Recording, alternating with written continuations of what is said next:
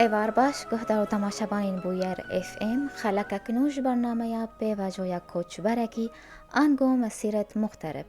Di vê bernameyê de em behsa serpêhatî çîroka koçberekî serkeftî dikin.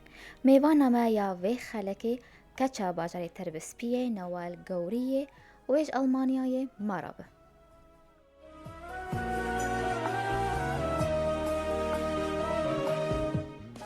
و ایرو برنامه ما و بزمان عربی بج برگو میوانا ماش پیک هاتیا خريستيانايا. مساء الخير مدام نوال، أهلا وسهلا فيكي في برنامجنا، برنامج مسيرة مغترب. أهلين فيكي أخت سلام. أهلا مدام نوال، بالبداية لو تتحدثي لنا تحكي لنا عن حياتك بسوريا بمدينتك القحطانية، شو بتتذكري عن حياتك، طفولتك، أصدقائك؟ أوكي. أنا اسمي نوال قورية. أنا سريانية سورية من الجزيرة، وولدت بضيعة اسمها قرشيران تابعة لناحية القحطانية، ودرست بمدارس القحطانية الابتدائي والإعدادي والثانوي. نعم. أنا لما أحكي على مدينتي وضيعتي بحكي على ذكرياتي الجميلة وطفولتي اللي قضيتها بيناتهم. بتذكر كل رفقاتي وأهلي وجيراني والمدرسة والمعلمين والحياة البسيطة اللي كنا نعيشها مع الأهل والجيران. نعم. أنا بشكل مختصر تربيت ببيت كان يعم المحبة والتفاهم والثقة، فمن هيك كملت دراستي إلى ما أخذت الثانوية الفنية، وكنت الأولى بالجزيرة بمسابقات الرسم والفنون. وبعدين تزوجت وسكنت بالقامشلي لمدة 10 سنين تقريباً، نعم. وصار عندي 3 أولاد. أولادي كمان كانوا متعلقين بكرشيران بالضيعة والحياة مع الأهل والأصدقاء. نعم. مدام نوال، عم تحكي تقولي إنه وصلتي للمرحلة الثانوية، حصلتي على البكالوريا، ما كملتي الدراسة، شو السبب بعد البكالوريا؟ بعد البكالوريا فورا تزوجت، وبعدين يعني سكنت بالقامشلي وجبت الأولاد، وكان أولادي صغار يعني، بس كمان كنت ممارس الهواية تبعي الرسم كان إلك والفنون. أنا شغل بدايات خاص، عمل خاص بسوريا بالقامشلي؟ خاص لا، لأنه لسه أولادي كانوا صغار، بس مع ذلك أنا كنت بالبيت. بدايات شغلي كانت يعني بكل شيء اسمه فن، مثل الرسم، تطريز، خرز، حلويات، التفنن فيهن، طبعا قوالب الكيك والزخرفة. كنت دايما بشتغل بالجاتو والتزيين للمناسبات وأعياد الميلاد لأولادي وأخواتي ورفقاتي، لكل الأهل تقريبا. نعم. يا ترى تأثرتي بحدا من خبيري الحلويات أو حدا من الأهل من هواة هالمهنة؟ لا، بالنسبة لتأثيري بحدا بوقتها ما كان فيها التواصل الاجتماعي، بس في كتير من عائلتي بيحبوا الفن والرسم، منن إخواتي وولادهم، وحتى هلا أولادي يعني الشغلة وراثة طلعت، حب الرسم والفن يعني. نعم. بعد طلعتي من سوريا، سافرتي لعدة بلدان منها تركيا والأردن. لو تحكي عن تجربتك بهالبلدان وشو أضفتي لشغلك وشو المدة اللي بقيتي بهالبلدان؟ السبب الأساسي لخروجي من سوريا هي بدايات الأزمة السورية والأحداث اللي عانى الكثير منها من شعبنا، لأن بوقتها كان في خطر على الأولاد والاختطاف اللي عانى منه شعبنا السرياني في الجزيرة خاصة. لهيك طلعت من سوريا. أول شي طلعت لتركيا لعند أختي، أختي هنيك ساكنة يعني. بعدها على الأردن لنشوف طريقة لنسافر لألمانيا لعند أختي الأكبر، لأن الأزمة بسوريا كانت نحو الأسوأ. بعد سنة ضلينا بالأردن وبتركيا سنة كاملة، نعم. وبعدين وصلنا لألمانيا عند أختي اللي هون. ضلينا فترة، أصلا وصلنا لهون بال2015. ضلينا فترة عند أختي، وكمان أختي اللي هون عندها هواية صنع الحلو، وكنا بالبدايات نتسلى ونتفنن بكل الحلويات الشرقية والغربية. نعم. قبل ألمانيا لما كنتي بتركيا وأردن، يا ترى اشتغلتي شي شغل أو أضفتي ل... لشغلك الحلويات؟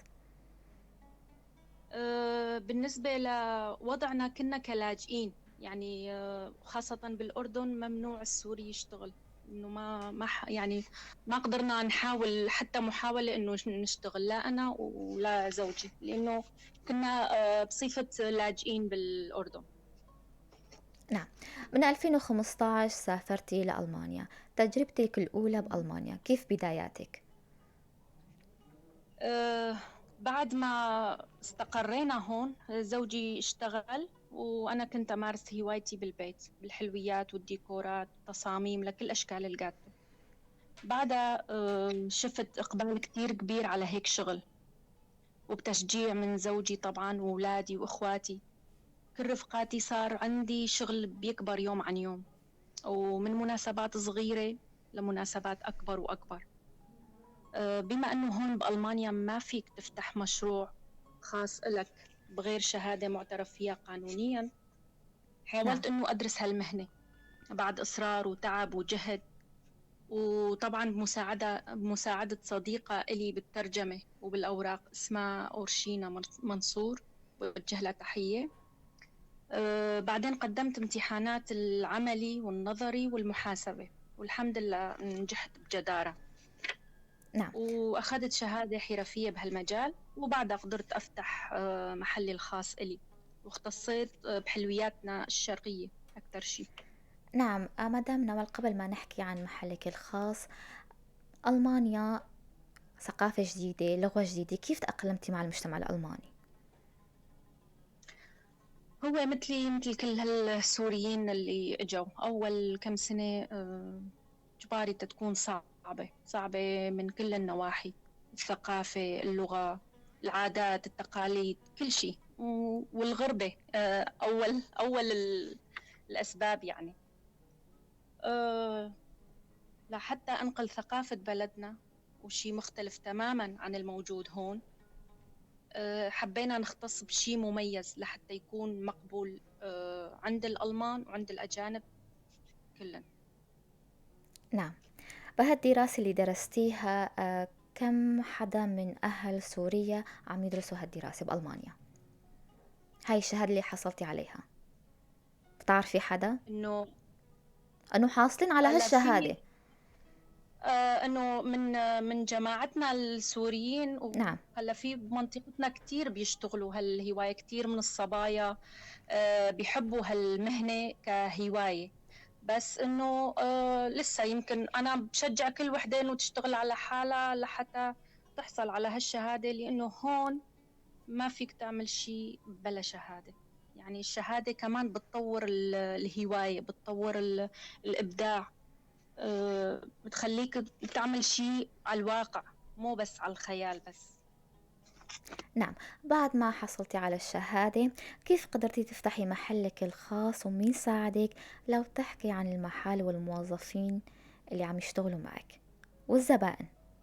والزبائن يا ترى سوريين أم ألمان؟ هلا أكيد تعبت على حالي، بتعرفي ظروف الغربة والظروف الاقتصادية عانينا منها كتير بالبداية، لكن بجهد وصبر، وكل هاد كان شخصي. لكن الدعم الكبير كان من زوجي وولادي اللي دعموني معنويا وماديا لأحصل على هالشهادة. وأنا كان عندي تصميم وإرادة كتير. زباين مختلفين بين ألمان، سوريين، سريان، خاصة عنا بالمنطقة في جالية سريانية سورية كبيرة كتير. نعم. من السوريين والألمان زباينك؟ ايه كله سوريين وألمان وأجانب كتير، يعني من جميع البلدان. نعم. لما اختيار أشكال القوالب، يا ترى بيكون على ذوق الزبون أو ذوقك أنت؟ كيف تختاري؟ هلا بالبداية على ذوق الزبون بيكون، بس بعد كذا سنة من خبرة وصار عندي ألبومات صور وهيك بيشوفوا شغلي كيف، بيتركوا حرية الاختيار إلي، لأنه أنا ببدع أكثر وأكثر من هن اللي بيختاروا. بس باخذ الفكرة إنه شو بيحبوا، مثلا إنه قالب البحيرة شاطئ وجزيرة وكل شيء، أنا أخذته من فكرة إنه إنسان بيحب الطبيعة، بيحب يسافر، بيحب كل شيء هيك خضار ومي، عملت له القالب من مخيلتي أنا. نعم. بت- والحمد لله بيطلع شيء خيالي، بيرضي الزبون. وبينبسطوا أكثر شيء. بيرضي الزبون من شغلك. كتير كتير، يعني في كتير زباين قبل ما ياخدوا القطعة ما بيعرفوا يعبروا، ما بيعرفوا يتشكروا، بيضلوا هيك يطلعوا بالجاتو ودموعهم بينزلوا من الفرح. مثل ما عم نشوف الصور مدام نوال، المدة اللي عم تشتغلي فيها بكل قالب جاتو.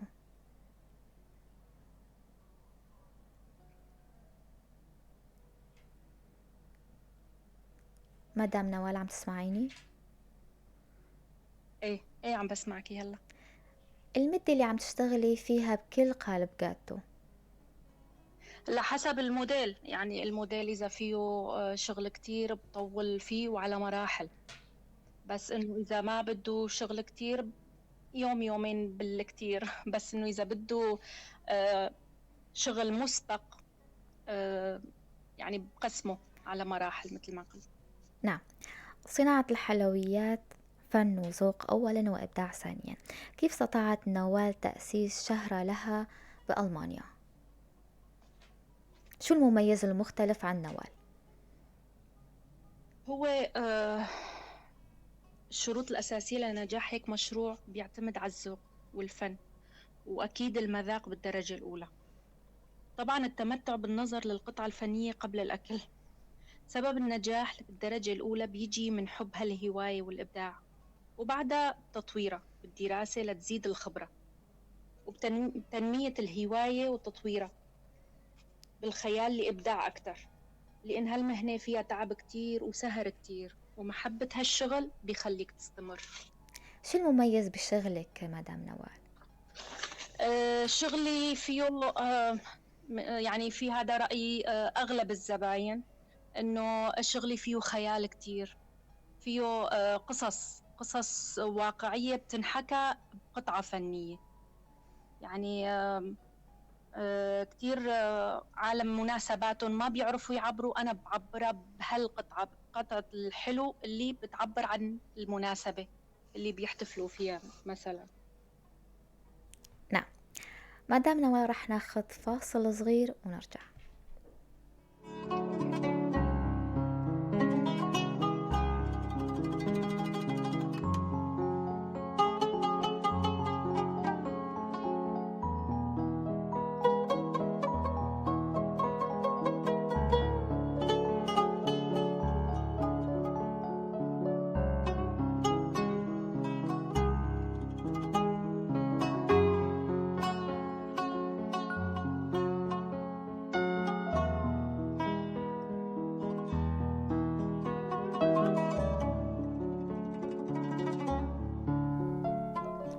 جار كدنهن بخير هاتنا گهدار و تماشاوین بویر اف ام دوی خلکانو برنامه پیوا جویا کوچ بركي ميبانا خلكاما نوال قوريج ألمانيا مريا. أهلا وسهلا فيك مرة تانية مدام نوال. أهلين فيكي، أخذ سلام. أهلا. مدام نوال رح نحكي كمان عن المحل. يا ترى بافتتاحك هالمحل فتحت فرص عمل أمام المغتربين أو المغتربات للعمل معك؟ طبعا هلا بافتتاحي لهالمحل هو فتح مجال لفرص عمل لكذا شخص يشتغلوا معي من الجالية السورية، والحمد لله هون في كتير راغبات بهالمهنة ومحبين لهالمهنة. أنا بفتح مجال لكل الصبايا والنساء إنه إذا اشتغلوا إذا حبوا بساعد بكل إمكانيتي وبقدرتي. نعم، يعني تفتحي دورات. إن شاء الله دورات، شغل حتى كل شيء.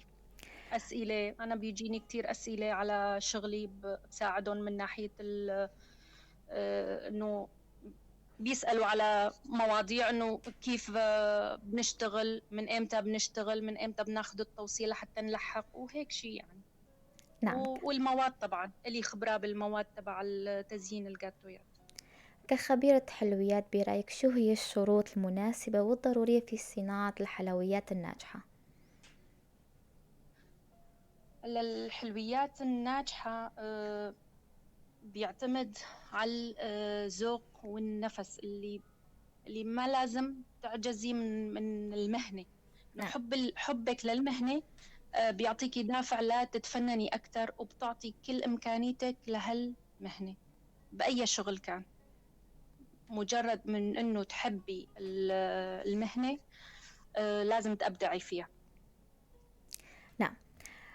هل الدراسة والتعليم المهني هي سبب بشهرتك ونجاحك أم الإصرار على النجاح؟ الإصرار والإرادة.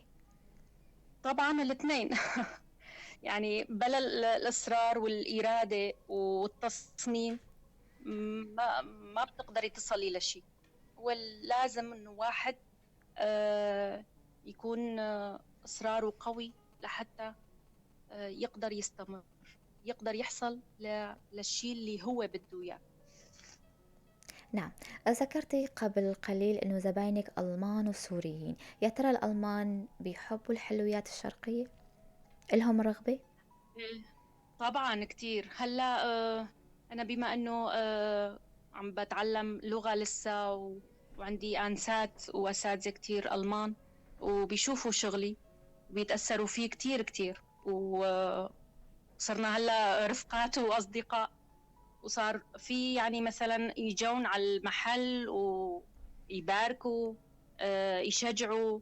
يعني صار إقبال كتير. حتى الطعم السوري، الحلويات السورية بتعجبهم كتير. يعني في نعم. كتير شغلات ما شافوها هلا جديد عم يتعرفوا عليها. يعني عندهم رغبة بالتعرف على هيك أنواع حلويات شرقية. نعم. يا ترى رح نسمع بالمستقبل اسم نوال غورية كخبيرة حلويات مشهورة وإلها براند ماركة عالمية؟ إن شاء الله. إن شاء الله. شو ما هي مشاريعك للأيام القادمة مدام نوال؟ أه هلا مبدئيا انه ما صار لي كثير انه فتحت المحل، بس انه للايام القادمه انه ان شاء الله اكبر المحل شوي اكثر لحتى استقبل اكثر عدد من الصبايا والشغيله انه يشتغلوا، و...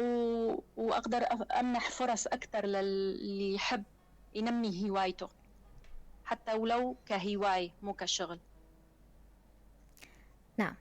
شو بتنصحي النساء وبنات روجافا، صبايا روجافا اللي المغتربات بأوروبا؟ شو بتنصحيهم؟ اكيد نصيحتي لكل النساء إنه الكل طبيعة الأنثوية كل وحدة بتتميز بشي مختلف نعم. إلها، ذوقها وهوايتها. ما في صبية أو امرأة ما بتحب الجمال، ما بتحب الفن. وكل وحدة إلها إحساس، وكل وحدة بتعكس إحساسها بعمل مثمر، وتطبع شخصيتها بشغلها وتثبت وجودها. أهم نقطة إنه تعتمد على نفسها مشان تكون شخصيتها ويكون إلها بصمة بهالحياة، ويكون لها دور فعال بالمجتمع. نعم. هل إلك نية بالعودة إلى سوريا لروجافا لمدينتك القحطانية؟ وشو رح يكون مشاريع العودة؟ بالنسبة للرجوع، هذا حلم لكل سوري مو بس أنا حلمي إنه أرجع، لأن النجاح بالوطن غير غير إنه تنجح بالغربة. طبعا له نكهة خاصة النجاح بالوطن. وإن شاء الله الأيام الجاية تكون سوريا بوضع أحسن واستقرار، ونتمنى إنه سوريا تكون سالمة ومعافاة من كل الإرهاب والحرب، ويعم السلام إن شاء الله. مدام نوال، لو كنتي هلا بسوريا يا ترى كان يكون عملك خبرة حلويات؟ ايه، كنت بفكر بهالموضوع. انا لما كنت بسوريا حتى انه كنت افكر للمستقبل انه الاولاد بس يكبروا بدي اخصص لي مشروع خاص الي بهالمجال، بما انه كنا بالقامشلي كانت مرغوبة هالمهنة يعني. نعم. بس هالوضع اللي بسوريا ما خربط كل شيء. كلمة أخيرة نختم فيها حلقتنا.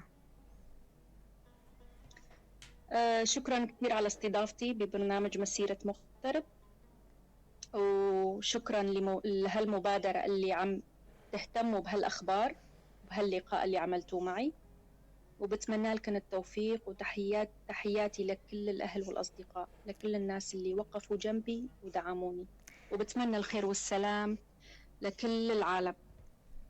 شكرا كتير إلك مدام وشكرا نوال لك، قورية. شكرا كتير إلك. بتمنى لك النجاح والتوفيق إلك ولشغلك. تسلمي تسلمي يا رب. ام بفیرانگی هاتن داویا خلکا خون بهیبین و دمک خوش مردار باس کرن. سپاسیا میوانا خودکم نوال گوری گوش آلمانیا مرب. سپاسیا حوالت خودکم لسر کنترل و شانا زندی یاسر و آوان. حتی جارگدن چارشمگدن بمین کیف و خوشی.